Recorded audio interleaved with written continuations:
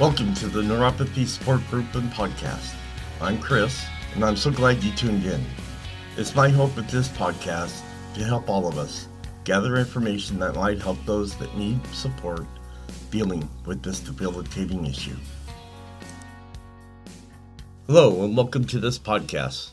Before we get started, let's get the formalities out of the way with the medical and privacy disclaimer.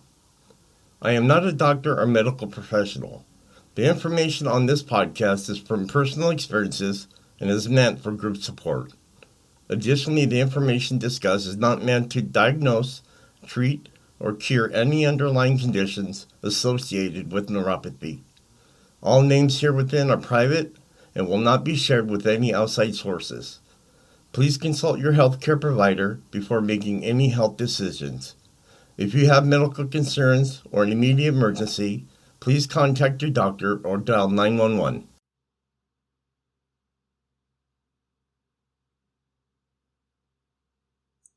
Well, how's everyone doing this week so far? Today's Thursday. I'm doing pretty well. Like I said when last episode, I was going to stop taking the Requip again, and now my back's fine. I don't have no more sciatic pain, so that's great. But I just want to come to you, let you know, I thank you very much for being part of this podcast. I know lately I've been flooding you guys with affiliates, companies that are representing me, I guess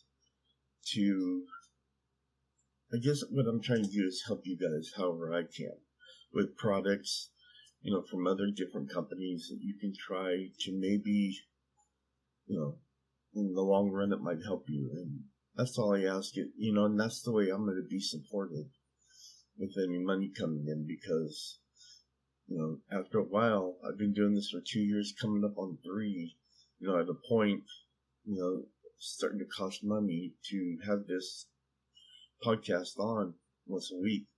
So, anything's going to help me. There's so many plans and things I want to do, not only for myself, but for you.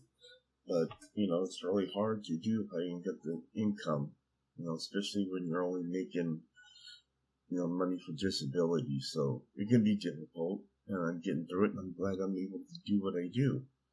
That was one thing that I was hoping for, that this would continue, and I haven't stopped yet. So please, whatever you can do, I really, really would appreciate it very much. Well, on this week's topic, it might not be something that's very important to you, but I'm going to be talking about the best and worst shoes for back pain. Now, I have back pain, and the reason why I do is because the 6 and 7 vertebrae are rubbing against each other. There's no more liquid in between those, so that causes me some pain quite often. But I'm hoping that this episode here will help you with your back pain, maybe in choosing a better pair of shoes that'll work for you, or stop using the ones that you have because they're the worst shoes. So let's just jump right into this and find out. Back pain can be traced to plenty of sources. Maybe you're overexerting yourself. Perhaps you sit for most hours of the day, or maybe you have an underlying disease that causes back pain.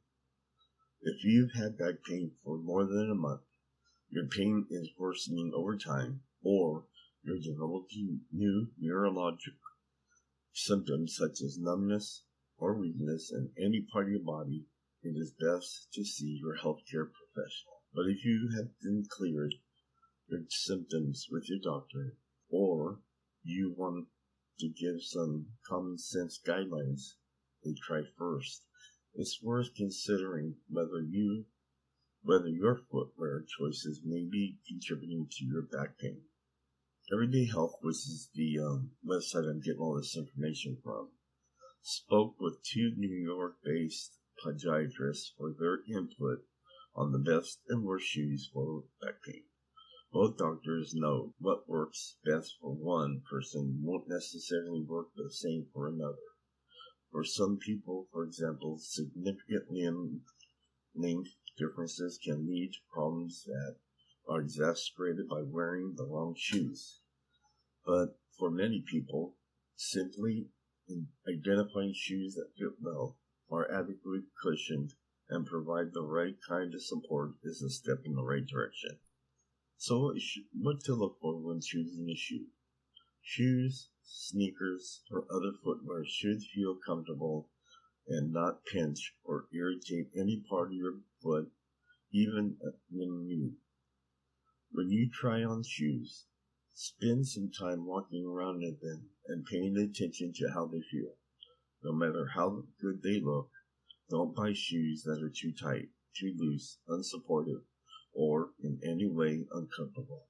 To raise your chances of finding a comfortable fit, here are some shoe characteristics to be looking for.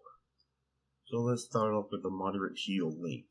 So a doctor of pediatric medicine and an assistant clinical professor of orthopedics of Mount Sinai, shoes with a slight heel are the best. The fact that your heels are slightly elevated allows you to ankle to turn a little bit and rotate differently. A heel that's the same height as or lower than the toe of the shoe, on the other hand, affects the way your leg and, in turn, your pelvis turns. That then will affect your spine and lower back and cause back pain. So what qualifies as a slight heel? A doctor of pediatric medicine points out that the recommendation is something under 2 inches and never anything higher than that. 2-inch heels have been shown to alleviate the pressure on your feet while walking. The ideal range is between 1 and 2 inches. Anything over that will not be kind to your back. While heel height is more typically a concern when it comes to women's shoes, the concept of a heel height as a positive applies to men as well. With that said, this doctor points out that most men's shoes are neutral in heel height, so the heel and toe are on the same level, and that men have a lower incidence of back pain than women. Alright, let's talk about cushioning and shock absorption.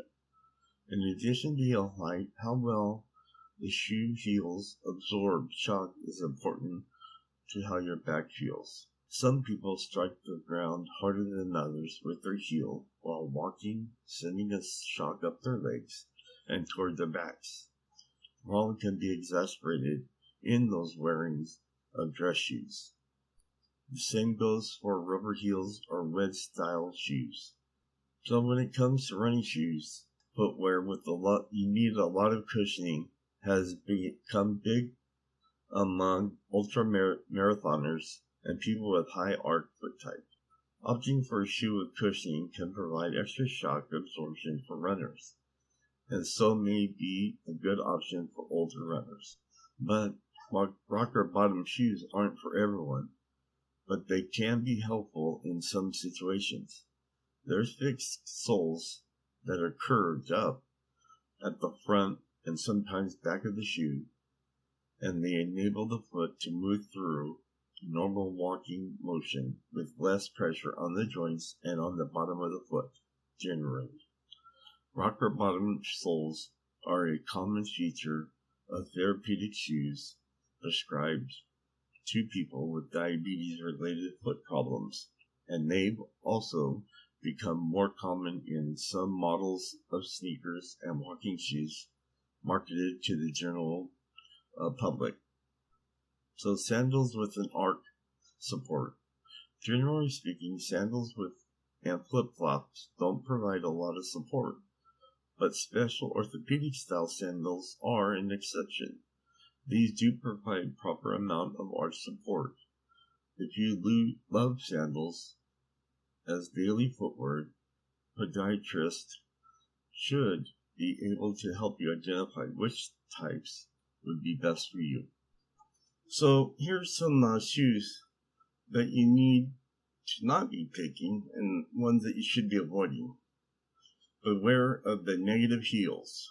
Non-orthopedic flip-flops while not good for your feet, are acceptable for a quick walk down the block or at the beach, but they aren't recommended all-day footwear, especially if you already experience back pain. The doctor explains that most flip-flops effectively lower your heel below your toes, creating a negative heel. Although this doctor notes that they do offer some cushion, she labels it as a false sense of cushioning because the sole of the flip-flop is typically not thick enough to absorb the shock of each step. House slippers present all the same issues as flip-flops, which the doctor refers to as the worst thing for your back. But of course, few people are wearing slippers while out and about, so as long as you're wearing slippers only in the house, you don't need to worry too much about them. The doctor cautions against anything that's a negative heel. That includes flat types of loafers, ballerina type shoes with a very flat sole. These type of shoes will rotate your pelvis in a way that can worsen back pain. Here's the next topic: too hard and too soft, a problem. Keeping in mind that you want some shock absorption in your shoes, it is best to avoid footwear that's totally hard. Typically, dress shoes fall into this category, thanks to their lack of cushion. Perhaps surprisingly problematic are shoes with a memory foam or an air cushion, because they do not provide the right type of support along with their cushioning. However, these types of cushionings, when combined with a more supportive heel, aren't so bad for you. Minimal shoes usually not recommended. Minimalist shoes, sometimes called barefoot shoes, because of their very thin soles, are not good for your back.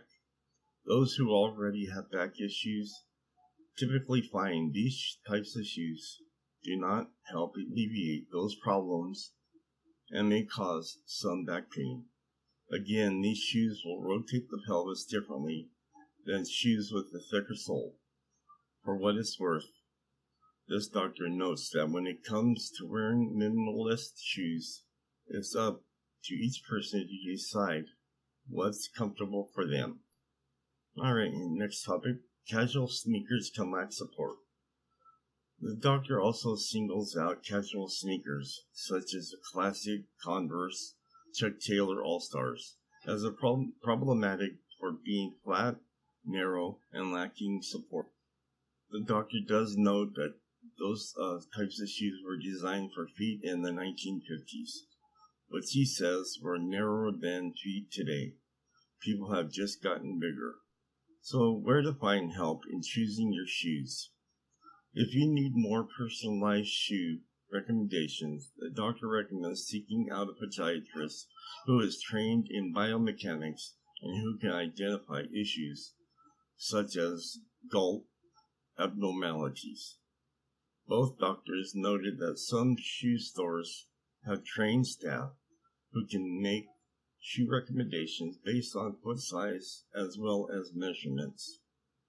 But this doctor notes a podiatrist should be the starting point when it comes to addressing problems such as malignant, meaning asymmetrical alignment of the torso, pelvis, and extremities, which may result in pain or restrictive movement. But the doctor notes that, however, that many podiatrists focus on surgery, and he recommends that people needing help selecting shoes also consider speaking to a pedoralist. Never heard that one. A pedorthist is a professional with training on fitting therapeutic footwear and orthopedic devices. I always thought it was just the podiatrist that did all that. But this type of doctor specializes in using footwear. Keep in mind that if you're still having back pain in spite of wearing appropriate shoes, it may be time to investigate other reasons for your pain. Your primary goal, doctor, is a good place to start to look for signs of medical problems that might be causing back pain and to examine what aspects of your life may be contributing to it and what changes you can make. So we have a little bit more time to take care of. So let's go into another topic that I can talk about. That way it'll kind of give you some help with your back pain. So what are the best home remedies for back pain? And this advice comes from a physical therapist. So the first thing that they recommend is ergonomics. Throughout the day, the force of gravity is compressing us a little bit. All day long, our muscles have to push back up against gravity to maintain that vertically. When you were in one position for a long time, we're going to rely on that specific muscle group, and at some point, those muscles will start to fatigue. Ergonomics is the science of arranging your workspace or the things you use in daily life to fit your needs and body, thereby making you more efficient and reducing discomfort. Even though the ideal posture can be different for different people, there are some basic ergonomic principles that generally apply to everyone. So here's a few. Make sure you're sitting deep enough in your chair so that your back can be supported by the back of the chair. Your chair should be low enough to the ground so that you can rest your feet comfortably on the ground, but not so low that your knees are higher than your hips. And for me, I always put my chair all the way up. Set your computer monitor at eye level so that you aren't slumping to get your gaze in line with your screen. And your forearms should be well supported on the armrest of the workstation, and the armrest raised high enough that you can rest your elbows on them. Also, it says take breaks to change your position. The doctor or the physical therapist recommends getting up to walk around for a couple of minutes every 30 minutes. Or if that's not possible, every hour. Simply movement and changing your position can be helpful. It helps to set a reminder on your phone or desktop calendar that reminds you. Next is sleep is good medicine for your back. There is no one right way to sleep. For some people, it might be great to lie on their stomach, whereas other people do much better on the back with a pillow under their knees. If you think your sleeping position is causing your back pain, you may want to try another position or consult a health care professional. No matter what your sleep position, it's important that you are able to achieve some form of restorative sleep. Next, exercise and movement can prevent and help relieve back pain. Generally, most types of physical activity are somewhat protective in terms of likelihood of developing back pain and also prognosis. If someone is habitually physically active, that seems to have more preventive benefit, and if back pain occurs, it helps someone get through it faster. So what kinds of exercise are good for your back pain? The physical therapist here says all types are good. Whether a person will benefit from specific strengthening exercises for the back depends on the person and the back pain. The expression start low and go slow applies when starting a new exercise. Your body has to adjust to the new movement. The first few times you do an exercise, you're likely to experience some soreness and pains that you haven't before. Next is temporary pain relief, ice, heat, or both. Heat and ice both have a place in temporary relieving back pain. They're both going to help calm down that pain signal and help relax the nervous system a little bit. Normally, with most injuries, we would cancel ice early on during the acute phase of the injury. As a general recommendation, ice the painful area with a frozen wet towel or an ice pack. Keeping a towel or other cloth between your skin and the ice pack is to protect your skin at least 3 times a day. Don't apply ice for longer than 15 to 20 minutes at a time. Next is going to be stretching, and foam rollers may improve back pain. If the primary issue causing back pain was limited motion and stiffness, it's likely that I would prescribe some stretching exercises. These could be done with a therapist or independently at home. Foam rollers can sometimes be helpful in relaxing a tight muscle, but it can be difficult to access the right spot with a lower back pain if you're trying to do it on your own. Next one is maintaining a health weight can help reduce back pain. If you're at a healthy weight, your muscles don't have to work as hard to support you against gravity. The muscles won't fatigue as quickly, and that would be helpful in pain. There's also less pressure on your back and other joints. Next, check with your doctor about over-the-counter medications.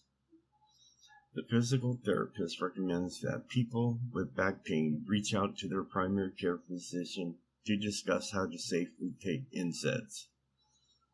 NSAIDs used can increase the risk of severe or life-threatening bleeding of the gastrointestinal and ulcers in some people, and taking too much of these drugs can also lead to liver or kidney injury or failure. Next is to address back pain sooner, not later. If you have tried adaptations such as improving your work setup or adjusting your posture and don't have any improvement in pain within 2 to 4 weeks, you may want to seek a formal consultation with a healthcare provider. It's not a good idea to live with the pain too long. Physical therapists can usually be more help if you come earlier in the during the pain episode. In the past, many doctors recommended bed rest for back pain, but that's no longer thought to be a good solution. There's nothing wrong with taking it easy for a day or two, but that's really the most that someone should be following any type of bed rest. After that, they need to try to introduce movement because that's so important in helping tissue heal. And there you go. So hopefully this will help with your back pain. In my case, probably not, because I have the 2, 6, and 7 rubbing against each other. And the only thing that really helps with me is going in every 3 months to get a cortisone shot in between those discs in my back. So, but hopefully this will help for any of you out there that need some relief from your back pain. Sometimes those patches work too, if you put those on your back. They seem to help me when I was first diagnosed with pain in my back. But again, thank you very much for listening to this podcast. I hope you're enjoying the journey that we're all having together to learn more about neuropathy and all the other nerve issues that you may have. But again, until next week, I will talk to you again. Hey, don't forget, check out my affiliates. If you can support this podcast for me, it would be so much help. There's so much more I want to do, and I want to get more involved in doing some live streams, and I want this podcast to really take off. So again, until next Monday, I will talk to you then. Bye. As we come to a close, it's my hope this podcast and other sources, such as product reviews that I have discussed today, can better our lives and give us some relief dealing with neuropathy. This episode plus others are posted every Monday on Facebook, Twitter, Instagram, iTunes, Spotify, and Stitcher. And finally, whatever life throws at you, even if it hurts you, just be strong and fight through it. Remember, strong walls shake, but never collapse. Talk to you next Monday.